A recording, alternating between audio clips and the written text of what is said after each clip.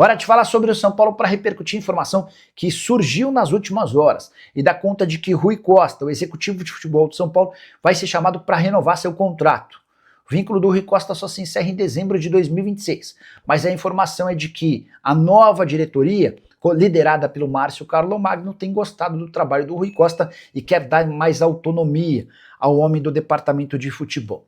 Existe por trás disso uma possibilidade de dar força ao Rui Costa e tirar força de Carlos Belmonte, que era até outro dia o chefe do Rui Costa. Vale a lembrança de que o Belmonte não tem um cargo remunerado no São Paulo, mas havia sido escolhido pelo presidente Júlio Casares para atuar como diretor de futebol. E era ele quem comandava toda a pasta ligada ao futebol. Essa chance de o Rui Costa ganhar um aumento e uma extensão do seu contrato passa muito pela percepção de que aumenta-se a força do Rui Costa e tira ainda mais força do Carlos Belmonte, pressão para que o Belmonte peça a demissão do departamento de futebol de São Paulo. Ele e Júlio Casares andaram se estranhando. Só para completar ainda sobre esse assunto Rui Costa, o dirigente foi sondado por um dos candidatos à presidência do Grêmio. Na metade do ano, essa negociação acabou não se confirmando, especialmente porque o Marcelo Marques, que é dono da Marquespan, acabou por desistir da sua candidatura à presidência do Tricolor Gaúcho. A saideira sobre o São Paulo Tricolor ainda tenta, junto à Live Nation, uma possibilidade de fazer pelo menos um jogo nessa temporada no Morumbi. Seria a partida do dia 3 de dezembro contra o Internacional.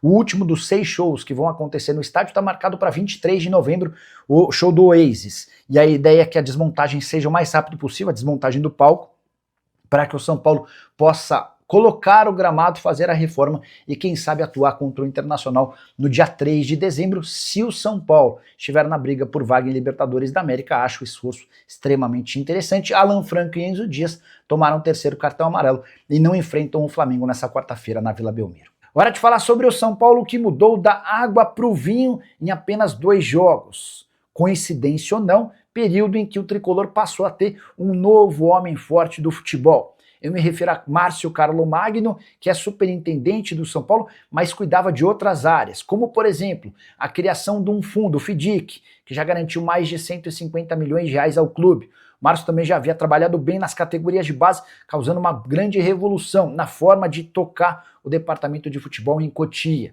Agora o Márcio Carlo Magno, que é o principal candidato à presidência do Júlio Casares para 2026, foi incumbido de tocar o departamento de futebol profissional. Confesso que achei a decisão polêmica e preocupante, até porque havia um enorme risco de o Márcio não conseguir fazer com que o São Paulo voltasse a jogar bem, fase do tricolor horrorosa, e isso queimasse seu filme para a eleição em 2026. Mas não foi o que aconteceu.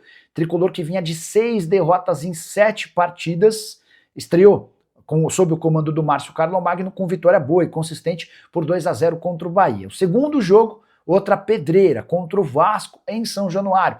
Vasco que vinha de 4 vitórias consecutivas, melhor campanha do retorno do brasileiro.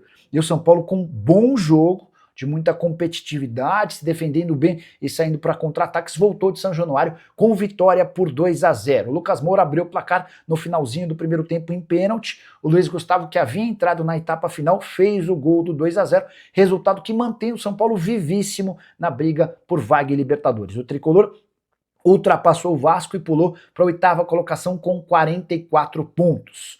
O Fluminense tem 47 e o Botafogo 48. Esses são os últimos times que iriam para a Libertadores se a competição terminasse hoje. Vale a lembrança de que o G7 vai para a Libertadores, mas ainda há a possibilidade de classificação do G8 se um time da Copa do Brasil que for campeão estiver entre os primeiros colocados. Só para completar, em relação ao São Paulo, o tricolor não ganhava do Vasco em São Januário desde 2013, eram 12 anos de jejum. Vitória super importante de um São Paulo mais competitivo e que briga mais. Nicola, mas o que o Márcio Carlo Magno fez nesse período para que o São Paulo pudesse mudar da água para o vinho? Foram principalmente 2 grandes mudanças. A primeira delas, ele quitou um mês dos direitos de imagem atrasados e prometeu fazer a quitação do 2º mês nos próximos dias. A partir daí, com o dinheiro em caixa, ele passou a cobrar muito mais. da comissão técnica, da diretoria e dos jogadores. A ordem hoje é de um São Paulo com mais cobrança, com mais profissionalismo, todo mundo precisando entregar um pouco mais, e na prática já deu para perceber uma grande mudança. Ou você discorda, já usa o espaço para comentar, não esquece de deixar like, se inscrever no canal. Quero falar agora sobre o São Paulo, que corre risco de perder mais jogos dentro do seu estádio por conta de shows, e agora eu já estou me referindo a 2026. Se o tricolor for para pré-Libertadores, existe a chance real de ele não atuar dentro do seu estádio. Isso porque o tricolor fechou a realização de um show do AC/DC para 24 de fevereiro. E a Conmebol já divulgou o calendário para o próximo ano, prevendo que as datas das semanas de 18 e 25 de fevereiro estarão reservadas para a segunda fase da pré-Libertadores. Se o São Paulo for para a Libertadores, é enorme a chance dele ir para a pré-Libertadores, ficando com a 6ª ou a 7ª colocação do Campeonato Brasileiro.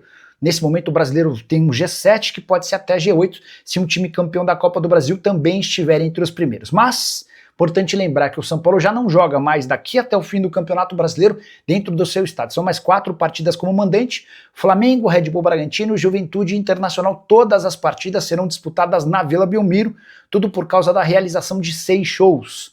Os 2 primeiros já foram do Imagine Dragons, ainda há mais 2 apresentações do Oasis, uma do Linkin Park e a outra da Dua Lipa. O Hernan Crespo, depois da vitória contra o Vasco, foi perguntado: e aí, você vai jogar contra o Flamengo na Vila Belmiro? Qual é a dificuldade, abre aspas, para o técnico argentino? Temos que nos adaptar a todas as coisas que acontecem. Vamos saber como a gente vai enfrentar esse jogo um pouco mais para frente. Agora quero comemorar, disse o Crespo, muito feliz com a vitória por 2-0 contra o Vasco. O São Paulo não vencia o Cruz Maltino em São Januário há 12 anos. Quero falar agora sobre o São Paulo. Existe a possibilidade de Vinícius Pinotti ser candidato à presidência do São Paulo em eleição marcada para dezembro do ano que vem? A resposta é sim. Antes de gravar esse vídeo, consultei pessoas que atuam e têm papel importante na política do São Paulo e ouvi o seguinte, abre aspas: esse é o nome que está sendo estudado pela coalizão do São Paulo.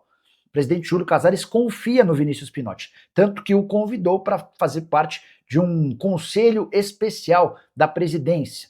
Todo assunto mais importante e o presidente costuma ouvir esses membros desse conselho, e um deles é justamente o Vinícius Pinotti. Alguém que também tem boa entrada com gente da oposição, seria um nome que conseguiria reunir gente da situação e da oposição. Não há um martelo batido em relação à presença do Vinícius Pinotti como candidato. Sigo acreditando que Márcio Carlomagno, recém-empossado como homem forte do departamento de futebol, é a preferência, é a bola da vez do Júlio Casares. Mas o Pinotti surge como uma alternativa, como um plano B, e é sempre importante para o São Paulo ter mais do que um nome para a candidatura para a eleição da presidência marcada para dezembro do ano que vem. São Paulo que faz jogo de vida ou morte contra o Vasco. Nesse domingo, em caso de vitória, o São Paulo entra de novo na briga por vaga em classificação para a Libertadores. Se perder, vai ver o Vasco disparar. O Fluminense também já havia aberto uma distância relativamente boa, e aí a tendência é que o São Paulo só cumpra a tabela na reta final do Campeonato Brasileiro. Fala pessoal, estamos aí com atualizações importantes do São Paulo. Se inscreva e ative o sininho para receber mais atualizações do Tricolor. Deixe seu like, que é muito importante para o crescimento do canal. Utilize o espaço aqui embaixo para registrar sua opinião. Ficamos por aqui com mais esse giro de notícias. Um abraço e até o próximo vídeo.